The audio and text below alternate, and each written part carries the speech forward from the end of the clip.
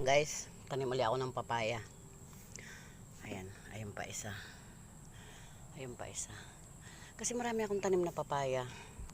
Nagkamatay lahat. Malala nyo nung sunod-sunod yung ulan, halos isang linggo. Bumaha kasi itong gulayan namin.